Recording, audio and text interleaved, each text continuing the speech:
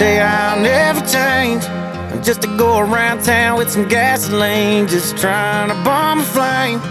Gonna burn the whole place down. How do you explain ever falling in love with a guy like me in the first place, and turn around and say that I'm the worst thing? I guess I'm the problem, and your mess never do no wrong. If I'm so awful, then why'd you stay?